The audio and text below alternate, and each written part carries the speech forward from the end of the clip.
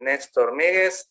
Es maestro normal nacional, licenciado en teología por el ICEDET y el Research Fellow en la Yale Divinity School.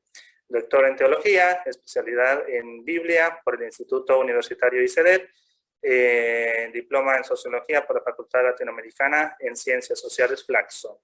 Ha sido docente del Instituto Universitario ICEDET por más de 30 años y ha enseñado en institutos y universidades de América Latina, Estados Unidos, Europa, África y Asia. Ha escrito en revistas de su especialidad, además de varios libros en el campo de Biblia y teología, siendo el más reciente El Jesús del Pueblo, para una cristología narrativa que publicó con Ediciones La Aurora y Bíblica Virtual. Es pastor metodista y presidente de la Federación Argentina de Iglesias Evangélicas. Adelante, Néstor. Te escuchamos con la conferencia Hermenéutica Cultural y Económica de la Biblia. Muy bien, muchas gracias. Un gusto compartir con todos y todas, encontrarme con muchos amigos a través de este medio. Para no tomar mucho tiempo con estos saludos, voy a entrar directamente en tema. Escúchenme la frase completa antes de borrarme, porque lo que voy a decir es que la Biblia no habla de Dios. Es decir, no habla de Dios en tanto Dios, sino que habla de Dios en su relación con la creación, en su relación con el ser humano. A diferencia de las mitologías, sea la griega con Hesíodo, los trabajos y los días, sea la egipcia, sea la babilónica, sea la mitología de los pueblos de lo que nosotros llamamos el lejano oriente, aunque para ellos es cercano, o los pueblos que habitaban esta América antes de que fuera colonizada, en todas vamos a encontrar mitologías que hablan de los dioses entre sí. En cambio, la Biblia empieza con la creación y a partir de allí solo habla de la relación de Dios con su creación y con sus criaturas, especialmente con el ser humano. Y esto es importante y se vincula mucho con lo que decía Priscila recién, porque lo que va a estar en el centro es la materialidad de la vida. Dios crea un mundo material. Y el ser humano que vive en la materialidad. Y no hay relación de Dios con su creación, ni con el ser humano como parte de ella, que no esté asentada, afirmada en la materialidad. Y esto va desde el Génesis hasta el Apocalipsis, porque aún la Nueva Jerusalén es material. Tiene muros, tiene calles, tiene ríos, tiene árboles, tiene naciones y pueblos. Incluso aparece la idea no solamente de seres humanos individuales que se salvan, sino de que se constituyen como pueblo y que llegan a ella las naciones. Es decir, hay una idea de que efectivamente el ser humano es siempre además un ser humano en comunidad, o para decirlo en otros términos, un ser humano político. Y por lo tanto, comprender las dimensiones políticas, culturales, económicas, es decir, cómo vivimos los seres humanos nuestro ser material, y ese encuentro entre la materialidad que se plantea en la misma creación, ¿no? Sea en el capítulo 1 cuando Dios crea al hombre a imagen y semejanza, o cuando en el capítulo 2 habla del soplo del espíritu que da vida al hombre. Siempre una materialidad que tiene un espacio para el misterio, un espacio para la comunicación con Dios. Con lo cual se puede dar esa posibilidad del diálogo con lo humano y lo divino. Decía Terencio, el célebre poeta romano, soy humano, nada humano me es ajeno. Y la Biblia le dice, soy Dios y nada humano me es ajeno. ¿no es cierto? Es decir, la humanidad constituye, y la creación toda, pero la humanidad como el lugar donde Dios se comunica fundamentalmente, constituye el núcleo de todo el desarrollo bíblico. Y la Biblia es entonces un registro,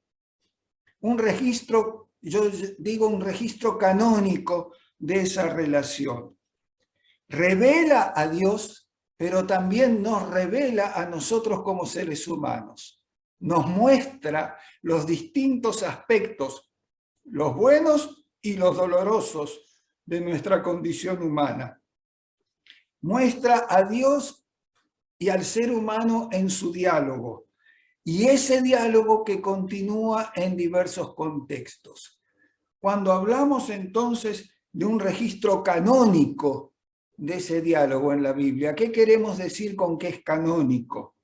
Queremos decir que, usando la palabra canon no como algo que se cierra, sino como la medida, ¿no es cierto? La palabra canon, de hecho, viene de caña, que era la medida con la cual se planeaban las cosas. Entonces, la Biblia nos da, de alguna manera, ¿no es cierto?, medidas o modelos de ese diálogo, no para que quede cerrada allí, sino como un arquitecto que utiliza una medida en un plano para planificar algo que es mucho más extenso que el plano que hace, que va mucho más allá del proyecto, que cabe en un papel, pero que la realidad que representa se extiende más allá de lo que es ese papel.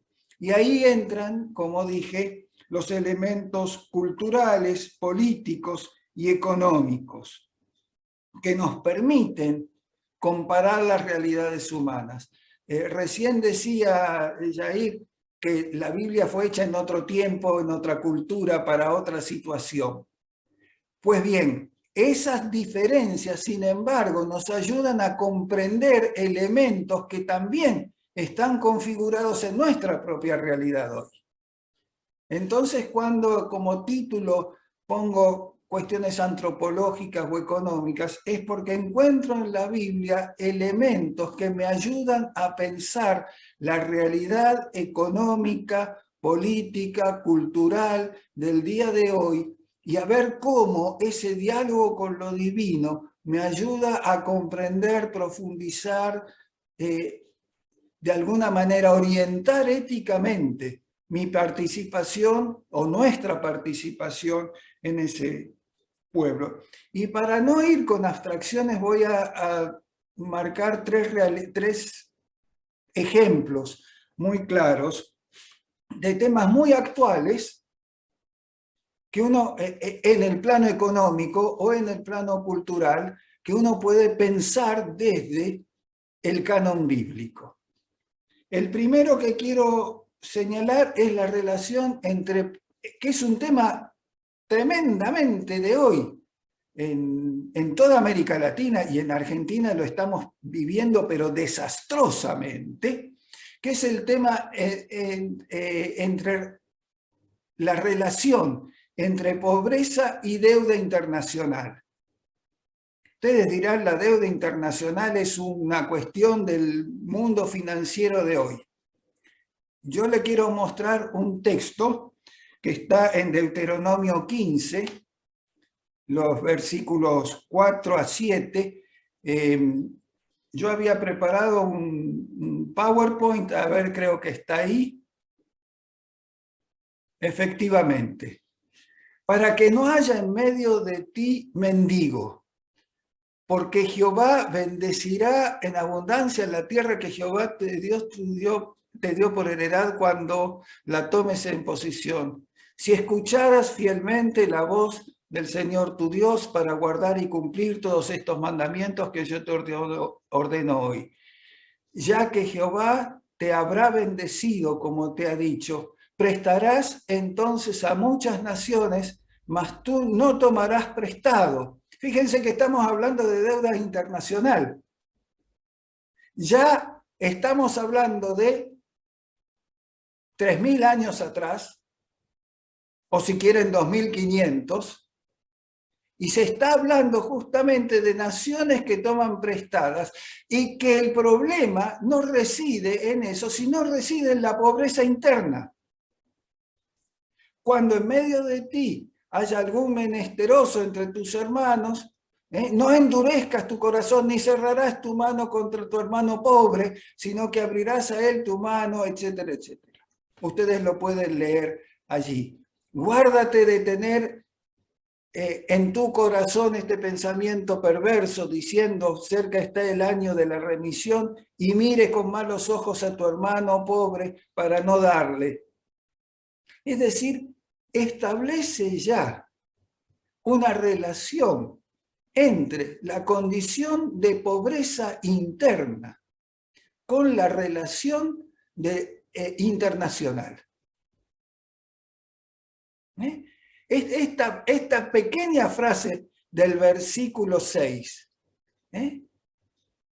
Jehová, ya que Jehová tu Dios te habrá bendecido, como te he dicho, prestarás entonces a muchas naciones, tú no tomarás prestado. ¿Por qué?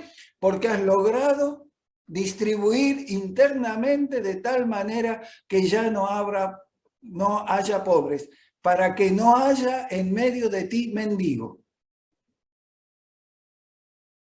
Entonces,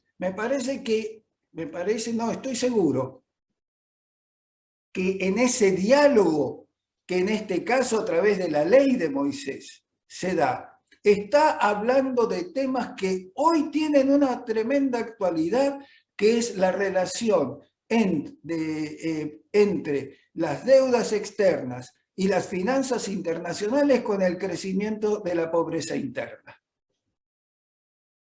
Otro elemento muy actual es el tema de la relación entre dependencia y tecnología. Y la relación entre dependencia económica y desarrollo tecnológico, que también es un tema fundamental en toda la situación de las políticas internacionales.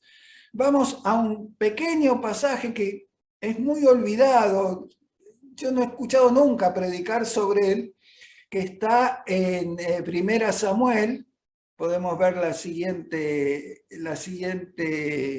¿cómo es que se llama? Placa.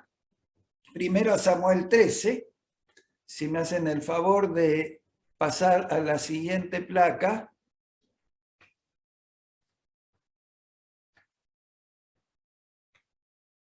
Ahí.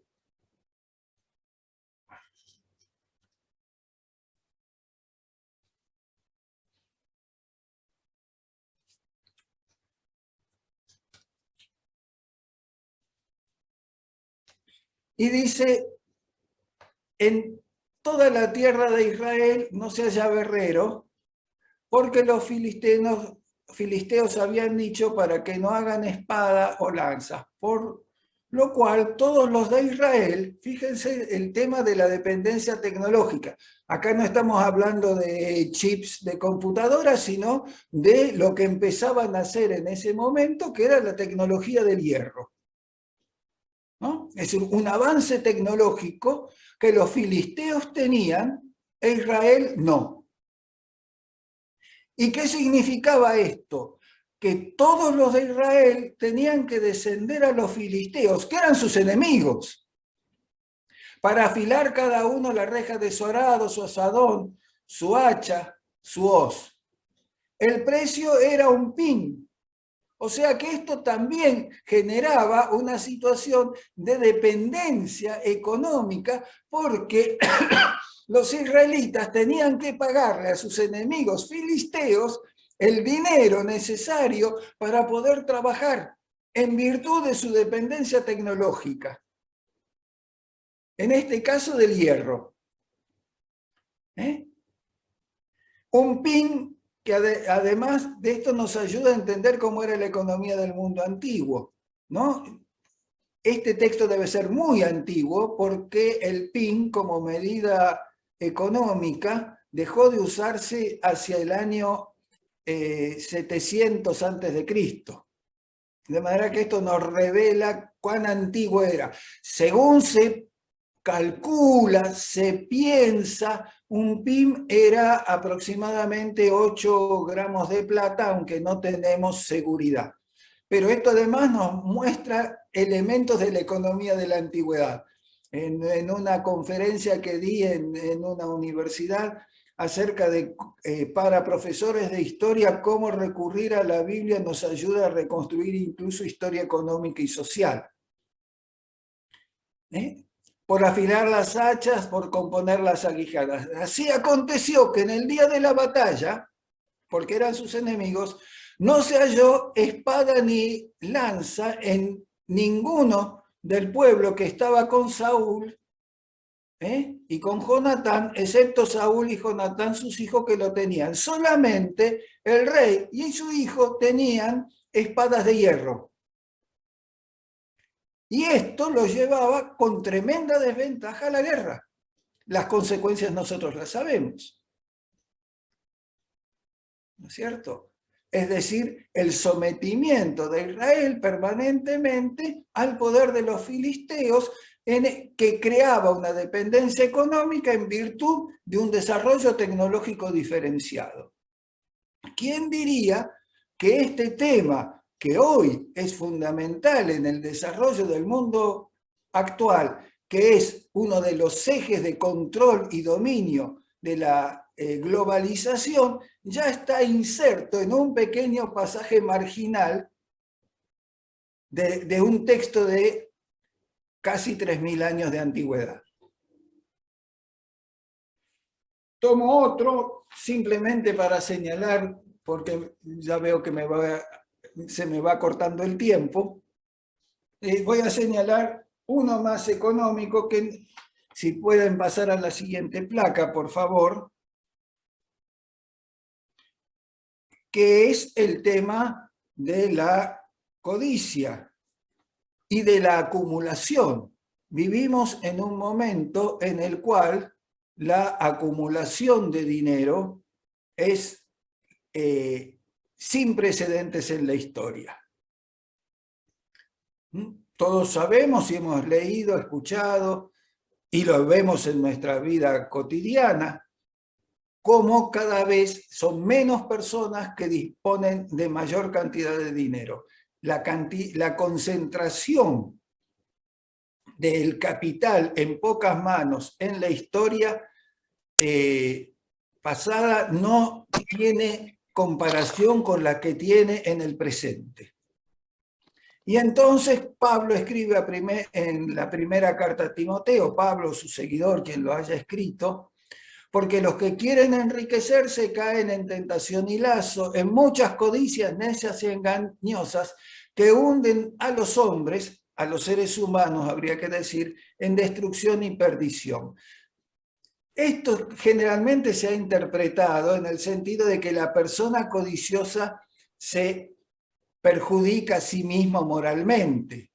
Pero en realidad lo que está diciendo es que estas codicias son dañosas para todos los seres humanos. No solamente porque moralmente ataca al codicioso, sino porque a raíz de la codicia también sufren otros.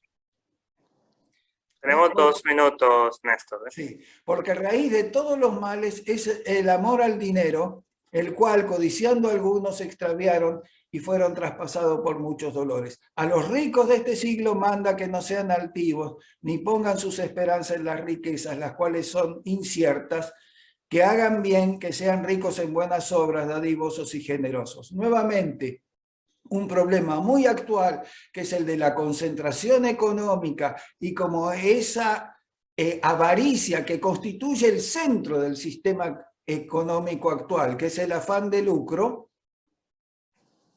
en este diálogo entre Dios y los seres humanos, dice, ahí está la raíz de los males. Termino muy rápidamente, porque ya se me fue el tiempo, con un último ejemplo que quiero sacar ahora del tema económico y pasarlo al tema cultural, que es el tema del racismo. El tema del racismo, últimos textos, el tema del racismo está vinculado con la concepción de pureza. En la Biblia, la idea de pureza es una idea en conflicto. Y si bien en muchos textos aparece la reivindicación de la pureza, en otros se va a negar. Y acá es muy interesante la contraposición entre Números 12 y Nehemías 13. ¿Qué dice Números 12? Todos recuerdan esta historia de Moisés. María y Aarón hablaron contra Moisés a causa de la mujer cusita que había tomado. Cusita significa del bajo egipcio, o sea, negra. Moisés se había casado con una negra. Este era un problema. Y es muy interesante cuando uno lo lee, el castigo que Dios le pone a María, más allá de todas las otras consideraciones que hay que hacer en este pasaje. Y es aquí que María estaba leprosa, blanca como la nieve. Hay un contraste muy fuerte entre la cusita que toma Moisés por esposa, negra, y María que se pone blanca. Pero ¿a quién elige Dios? A Moisés casado con la mujer de otro pueblo. En cambio, con Nehemías ocurre lo contrario.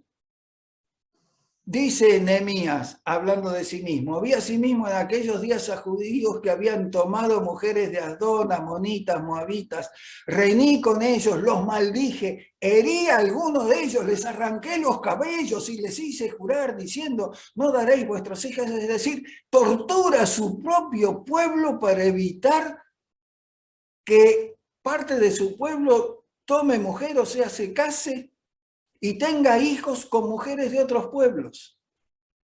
Es decir, el concepto, si Nehemías hubiera vivido, hubiera expulsado, lo hubiera golpeado y arrancado los pelos al pobre Moisés.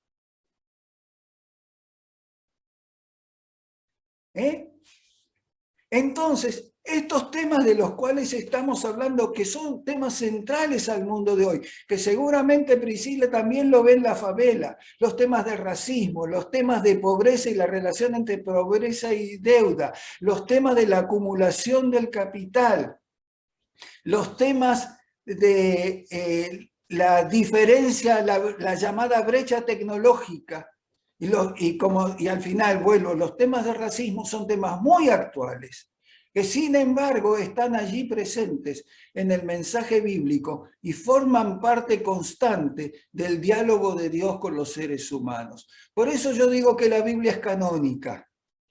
Canónica en el sentido de que nos obliga a pensar en la materialidad de la vida humana. Nos obliga a pensar en las condiciones económicas, políticas, culturales, raciales en las cuales vivimos, porque están allí como parte del diálogo que Dios mantiene con los seres humanos y que es nuestra responsabilidad recuperar ese diálogo en nuestros propios contextos cada día como parte del testimonio de esto que hemos recibido. Muchas gracias, disculpen si me pasé en el tiempo.